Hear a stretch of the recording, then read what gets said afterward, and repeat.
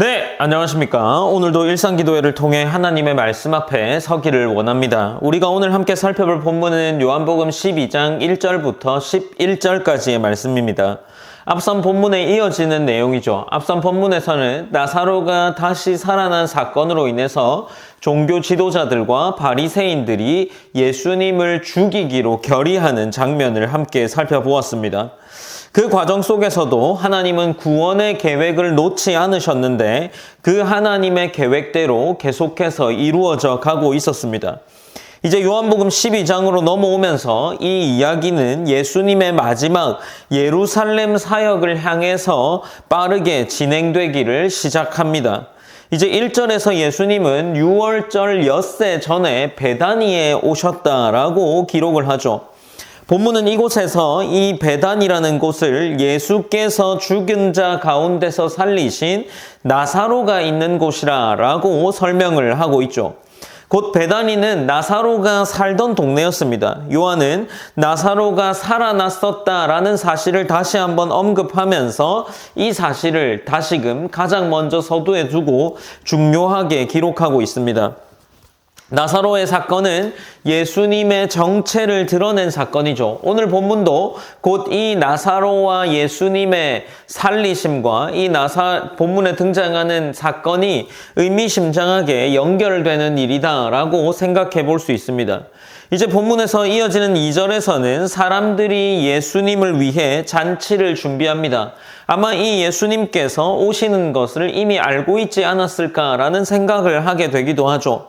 어쨌든 마르다는 일을 하고 있습니다. 본문 2절에 보면 거기서 예수를 위하여 잔치할새 마르다는 일을 하고 나사로는 예수와 함께 앉은 자 중에 있더라라고 기록을 하죠. 곧 이 마르다가 일을 하는 것보다 이제 나사로가 지금 살아서 예수님과 함께 있다는 사실을 다시 한번 기록하고 있습니다. 나사로가 함께 있다는 것은 매우 의미 있는 일이죠. 죽었다 살아난 나사로가 예수님과 함께 앉았다는 사실 자체가 예수님이 생명의 권세를 보여주는 그러한 증거가 되기 때문이죠. 이제 3절에서 마리아라는 인물이 등장하는데 이 장면은 우리가 익히 잘 알고 있는 장면이기도 합니다.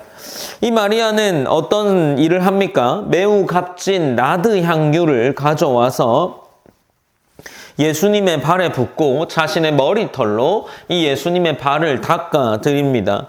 본문은 그 향유가 지극히 비싼 것이었다라고 강조하고 있습니다. 당시 나드 향유는 매우 귀한 것이었는데 지금 본문에 등장하는 나드 한 근은 이 당시에 있었던 노동자의 1년치 연봉 정도에 해당하는 값이었다라고 할 수 있습니다. 지금으로 치면 아마도 그냥 흔히 아는 일반 회사원의 연봉 정도의 가격인 거죠. 마리아는 그 향유를 조금 사용하는 것이 아니라 예수님의 발에 부어 드립니다. 그리고 머리털을 닦죠. 이 행동은 매우 깊은 사랑과 헌신을 의미한다라고 할 수 있습니다. 어쨌든 마리아가 부은 향유로 인해서 이 집은 향유 냄새가 가득하게 되죠.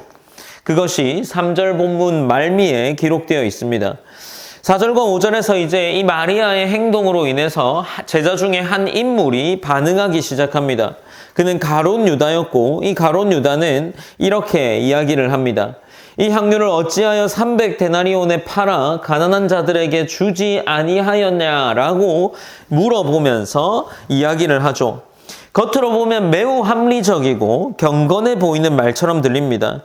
아마도 이 한순간에 그 값비싼 향유를 쓰는 것보다 실제로 가난한 자를 돕는 일이 예수님의 사역에서도 중요한 것으로 다루어졌기 때문에 그 가룟 유다의 말은 꽤 설득력 있게 들리죠. 그러나 요한은 이제 이어지는 6절에서 이렇게 이야기하는데 6절입니다. 이렇게 말하면 가난한 자들을 생각함이 아니요 그는 도둑이라 돈괴를 맞고 거기 넣는 것을 훔쳐가미러라 라고 기록을 하고 있습니다. 요한은 유다가 가난한 사람들을 생각해서 그렇게 했다라고 해설해 주지 않고 돈괴를 맡으면서 거기에 넣어지는 것을 가져가고는 했기 때문이다 라고 말합니다. 6절을 직역해보면 이렇게 이야기할 수 있는데, 그가 이렇게 말한 것은 가난한 사람들을 염려해서가 아니라 그가 도둑이었기 때문이다. 그는 돈괴를 맡고 있으면서 거기에 넣어둔 것을 가져가곤 했다라고 번역해 볼 수 있습니다. 그러니까 지금 이 가룟 유다에게는 두 가지 목적이 있었다라고 생각해 볼 수도 있겠죠. 하나는 예수님의 환심을 사려 했다라고 해볼 수도 있겠고, 두 번째로는 만약 이 300데나리온에 이 나드 향유를 팔았다면 그 300데나리온이 지금 공동기금, 곧 제자들이 사용할 수 있는 공동기금의 돈괴에 그 돈이 들어올 수 있게 되는 거죠. 그때 가룟 유다가 돈괴를 맡고 있는 사람이었고, 그 돈괴 속에서 작은 금액씩을 빼돌리고 있었음을 말하고 있는 겁니다. 결국 유다의 말은 겉으로는 선한 말처럼 보이지만 지금 유다가 하려 했던 행동은 다른 계산이 자리 잡고 있었던 겁니다.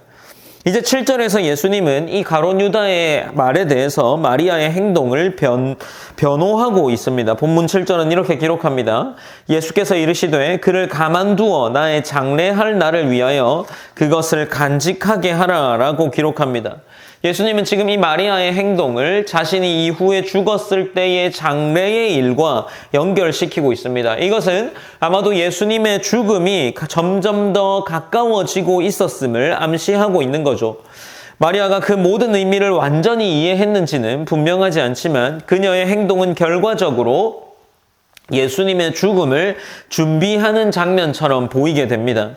이제 이어지는 8절에서 예수님은 이렇게 기록합니다. 예수님은 이렇게 말씀하시죠. 가난한 자들은 항상 너희와 함께 있거니와 나는 항상 있지 아니하리라 라고 말씀을 하시죠. 이 말씀은 가난한 사람들을 중요하게 여기지 않아도 된다라는 의미가 아니죠. 지금 이 순간이 매우 특별한 순간임을 예수님이 강조하는 말입니다. 예수님은 십자가를 향해 가고 계셨고 마리아의 행동은 그 시간을 향한 헌신의 표현이었던 거죠.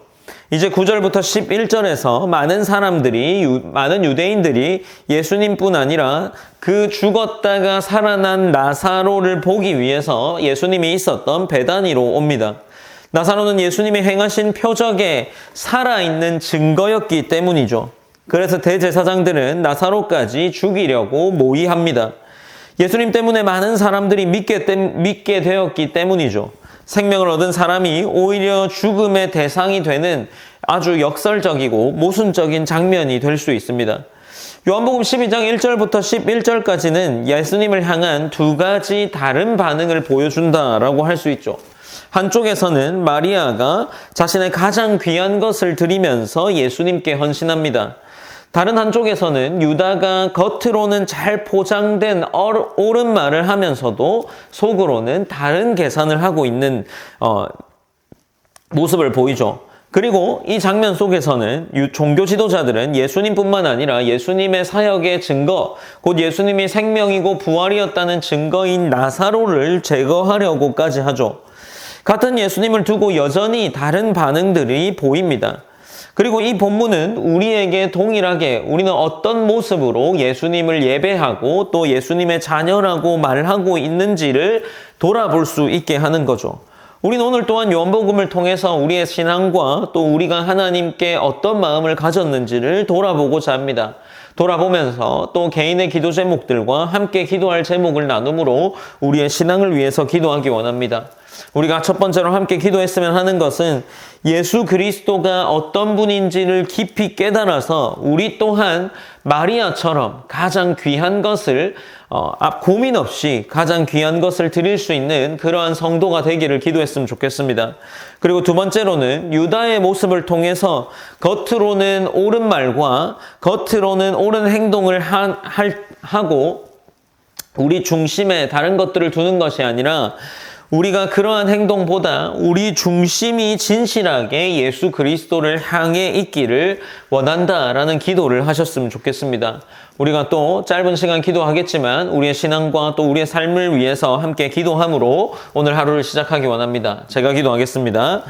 사랑의 하나님 감사합니다. 하나님 우리가 익히 들어온 말씀이기에 어쩌면 이 말씀이 큰 감격이나 감흥을 주진 못할지 모르겠습니다. 그러나 우리가 오늘도 다시금 결단하고 기도하는 것은 하나님께서 이 마리아가 했던 행동이 우리의 삶 가운데에서도 이러한 모습으로 나타나기를 원한다는 것을 함께 기도합니다. 하나님 우리의 모습이 우리에게 가장 귀한 것이 우리 스스로가 가진 무언가 혹은 나 자신이 아니라 그리스도가 가장 귀한 것이기에 우리의 삶의 헌신과 때로는 이 물질적인 헌신들이 기쁨으로 나아올 수 있도록 하나님이 인도하시고 역사해 주시옵소서. 그리고 우리가 그러한 헌신을 할 때마다 하나님의 복된 은혜와 하나님의 충만하심이 우리의 삶에 경험될 수 있도록 하나님이 함께하여 주시옵소서. 또한 하나님 기도하는 것은 우리가 겉으로만 옳고 또 겉으로만 바른 행동을 하는 것이 아니라 우리의 중심이 그리스도를 향해서 깊이 하나님을 향한